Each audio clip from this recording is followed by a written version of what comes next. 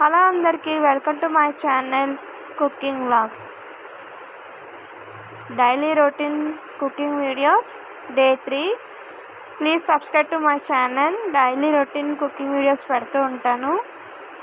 So మీకు అనిపిస్తుంది కదా, ఇప్పుడు రైస్ పెట్టాను, చారు పెట్టాను, రైస్ ఉడుకుతుంది. చారు మనం చింతపండు టమాటా వేసుకొని ఉప్పు కారం పసుపు వేసుకొని చారుని మరిగించుకోవాలి.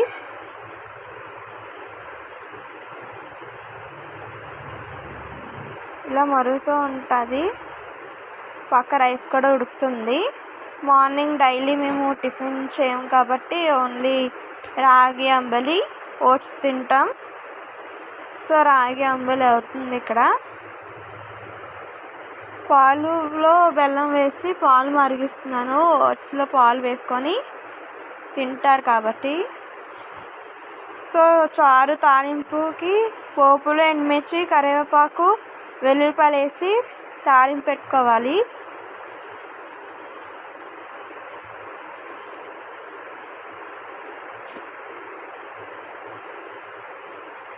ఆ తాలింపు బాగా వేగిన తర్వాత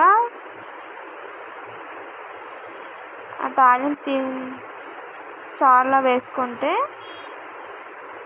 చింతపండు చారు ఈజీగా రెడీ అయిపోతుంది.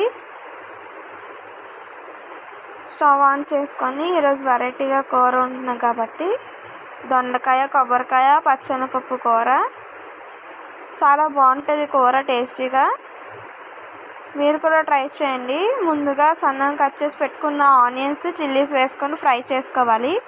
పాలు మరిగిపోయి కాబట్టి ఓట్స్లోనే కలిపిస్తాం. అందులోని డ్రై ఫ్రూట్స్ కూడా వేసేయాలి.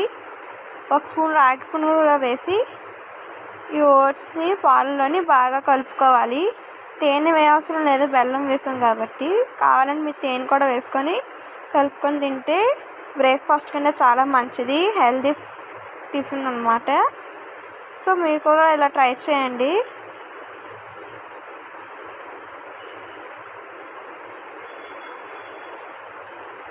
ఆనియన్స్ చిల్లీస్ ఫ్రై అవ్వడానికి మనం ఇప్పుడు ఇందులోని పసుపు సాల్ట్ వేసుకుంటే తొందరగా మగ్గుతాయి కాబట్టి పసుపు సాల్ట్ వేసుకొని ఒకసారి బాగా కలుపుకొని ఆనియన్స్ ఫ్రై చేసుకోవాలి.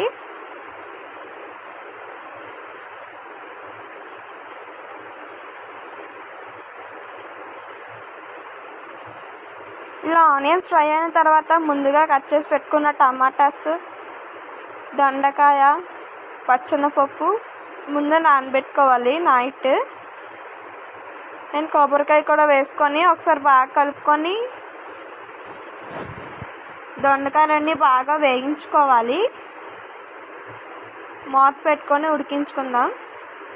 చూడండి ఇలాగా కొంచెం మగ్గింది కదా, ఒకసారి బాగా కలుపుకోండి. బాగా వేగింది కూర అనేది. తర్వాత ఇందులో మనం కూర వేగిన తర్వాత మనం ఇందులోకి సాల్ట్ కారం వేసుకొని ఒకసారి బాగా కలుపుకోండి. సూపర్గా ఉంది, టేస్టీగా కూర బాగా కనిపిస్తుంది, చాలా బాగుంటుంది. ఇందులో మనం ఇప్పుడు కావాలంటే గరం మసాలా వేసుకోండి, లేకపోతే స్కిప్ చేసేయండి. నేను గరం మసాలా వేస్తున్నాను, కూర ఇంకా చాలా బాగుంటుంది. సో ఇందులో మనం ఇప్పుడు 1/2 స్పూన్ అయినా 1 స్పూన్ లేదా గరం మసాలా వేసుకొని కూరని ఫ్రై చేసుకోవాలి. ఇది దొండకాయ పచ్చిమిరపకాయ కొబ్బరికాయ కాంబినేషన్ చాలా బాగుంటుంది. ఫ్రై కాకంటే ఇలా కూరలో కూడా వండుకోవచ్చు. సో మీరు కూడా ట్రై చేయండి. సూపర్ స్మెల్ వస్తుంది గరం మసాలా వేసిన తర్వాత. చూసారా ఎంత బాగా కనిపిస్తుందో కూర అనేది. సో ఇలా వేగిన తర్వాత మనం ఇందులోకి కూరకు సరిపోయినంత వాటర్ వేసుకొని ఉడికించుకోవాలి. ఇలా 2-5 నిమిషాలు కూరని ఉడికించుకుంటే దొండకాయ పచ్చిమిరపకాయ కొబ్బరికాయ కూర సూపర్గా రెడీ అయిపోయిందండి. సో మీరు కూడా ట్రై చేయండి. Please subscribe to my channel. Daily routine videos పెడుతూ ఉంటాను, షార్ట్స్లో కూడా పెడుతూ ఉంటాను. సబ్స్క్రైబ్ చేయడం మర్చిపోకండి. లైక్ చేయండి, షేర్ చేయండి.